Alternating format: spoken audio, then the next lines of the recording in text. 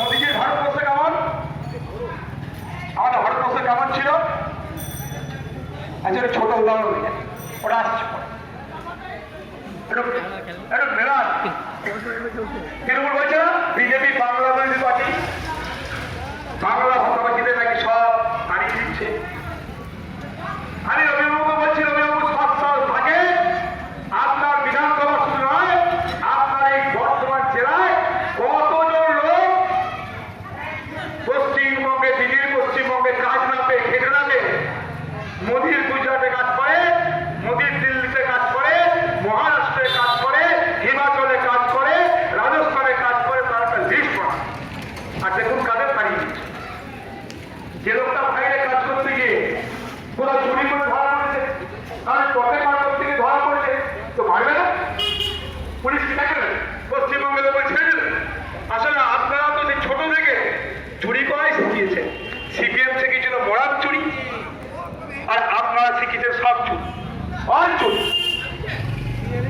তো লিস্ট করুন কজন লোক আপনারা পাড়ায় দেখুন তো, পাড়ায় দিনটা তো সুরাটে কাজ করতো, জয়পুরে কাজ করতো, সে বাড়ি ফিরে এসছে।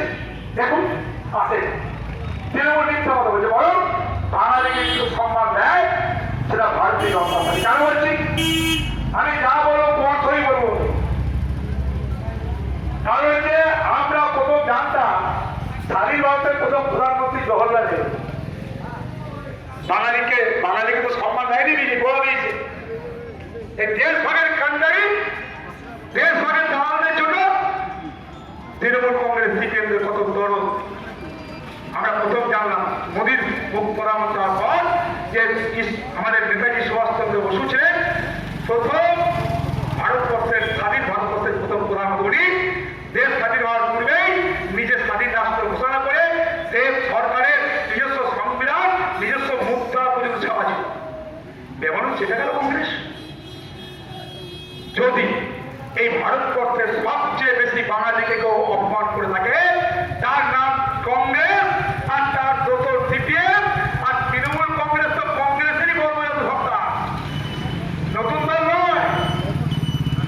ওই হারমার সিপিএম আর চোর খুনে কংগ্রেসের একটা সংমিশ্রিত ককটেলের নাম হচ্ছে তৃণমূল কংগ্রেস। তারা দেশ ভাগ করেছিল। সিপিএম তো সুভাষচন্দ্র বসুকে নিজের মুক্তা বলেছিল, দেশ ভাগ করেছিল। কংগ্রেস তো কোনো সম্মানই নেই। কংগ্রেসের সভাপতি হওয়ার পর গান্ধীর চাপে সুভাষচন্দ্র বসু সভাপতি পদ ছাড়তে বাধ্য। এই সাথে বাংলাকে সম্মান জানায়, ওরা বাংলাকে সম্মান জানায়। বাংলাকে সম্মান বিজেপি জানায়, সুভাষচন্দ্র বসুকে সম্মান দিয়েছে, তাই না? আমরা গান গাইতাম, বাংলার কবিরা গান গাইতো, বলো বলো বলো সবে শত বিনা বেতন হবে, ভারত পর জগৎ সভায় শ্রেষ্ঠ আসন হবে। ভারত আবার মানে কি? ভারত ছিল জগৎ সভায় শ্রেষ্ঠ আসন ছিল। আমরা ভুলতে বসেছিলাম, আমরা কোনদিন ভাবিনি যে বিশ্বের অন্যান্য দেশ ভারতের দিকে তাকাবে, ভারতের পরে চাইবে, ভারত পথ দেখাবে। কিন্তু কবি বলছেন ছিল, সুভাষচন্দ্র বসু বলছেন, মা আবার রাজ রাজেশ্বরী হবে। কোন মা? ভারত মা। কে বলছে? সুভাষচন্দ্র। তার মানে তখনও ভারত রাজ রাজেশ্বরী ছিল না, তার আগে ছিল। তাই বলতে ভারত আমার কথা নয়, সুভাষচন্দ্র বসু। আর যে বাঙালিকে আমরা সবাই শ্রদ্ধা করি, যে বাঙালিকে বিপ্লবের গুরু মানা হয়, সেই স্বামী বিবেকানন্দ, যিনি বলেছিলেন আমি যেন দিব্য চক্ষে দেখিতেছি যে আমাদের সেই প্রাচীনা জননী, আমি যেন দিব্য চক্ষে, উনি দিব্য চক্ষে দেখেছেন ঋষির দৃষ্টিতে আমাদের সেই প্রাচীনা জননী, সেই ভারত দিব্য চক্ষে সেই প্রাচীনা জননী পুনর্বার নবযৌবনশালী হয়ে তার সিংহাসনে বসে, অর্থাৎ আবার নবযৌবনশালী ভারত। বৃদ্ধস্থৈল ভারত নয়, দুর্বল ভারত নয়, যৌবনশালী ভারত। এই স্বপ্ন কে দেখেছে? আমাদের পূর্ব ভারতের এই পশ্চিমবঙ্গে, মমতা ব্যানার্জির পশ্চিমবঙ্গ, বুদ্ধ বিমান বাবুর পশ্চিমবঙ্গ, আমাদের পশ্চিমবঙ্গ, এই শ্যামাপ্রসাদের পশ্চিমবঙ্গ, এই পশ্চিমবঙ্গের এক নরেন্দ্র যে স্বপ্ন দেখিয়েছিলেন, আজকে সেই স্বপ্নকে পূরণ করছে কে? পশ্চিম ভারতের আর এক নরেন্দ্র, নরেন্দ্র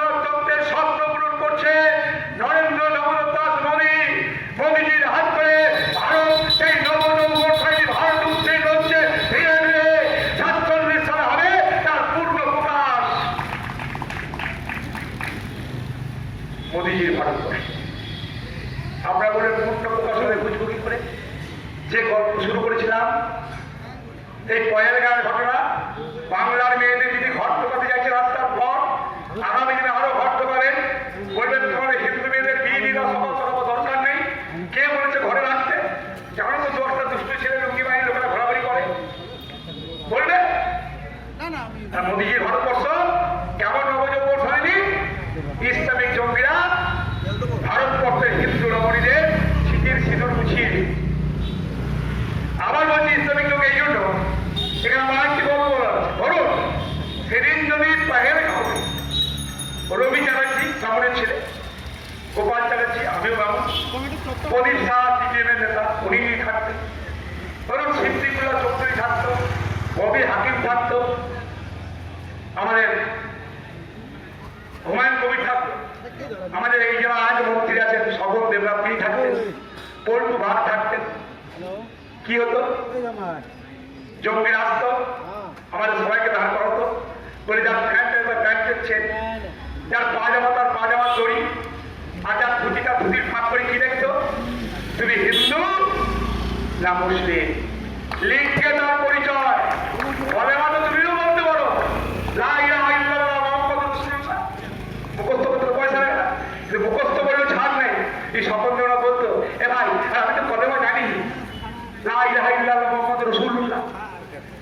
জঙ্গিরা বলে এই তোমরা খাওয়া কথা এখন সব করে ওই ঘর দেখে দেখি আছে হিন্দু মুসলমান দেখি খোলার কথা একটু হিন্দু। স্বপন দেবরা কি বলতো? রবি চ্যাটার্জি কি বলতো? এবার সিদ্দিকুল্লাহ বলুন, আরে আমাদের বিরোধীরা বলছে দেখুন ও অমিতা দেখুন গো স্বপন দেবরা, আরে আমি তো বলেছি আমাদের বললে অবরোধী হবে, তুমি বলি ভাই বিশ্বাস কর যে হাত চন্দ্র বলতে কি হতাম?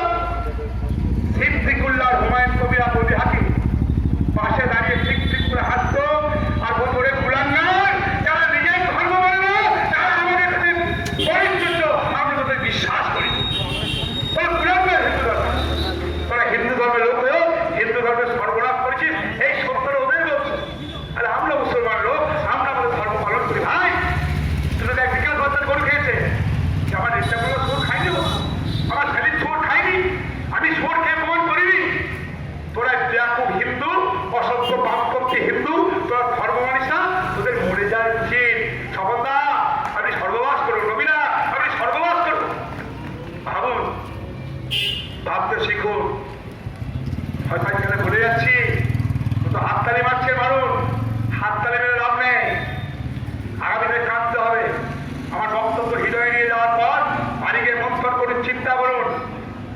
মোদীজির ভারতবর্ষ ইসলামিক পুরুষ জঙ্গিদের মারার জন্য কাকে বানালেন? এই যে মুসলিম মহিষী রমণীকে। ভাবুন, মমতা ব্যানার্জি শিখুন, আপনি মেয়েদের ঘর ঢুকতে পারছেন, আবার লুঙ্গি বাহিনীর গুন্ডা মিঠে, আর ওদের চুনোপুটি গুন্ডার চেয়ে অনেক বড় মতের মাফিয়া দল পাকিস্তানের ইসলামিক জঙ্গিরা। তাদের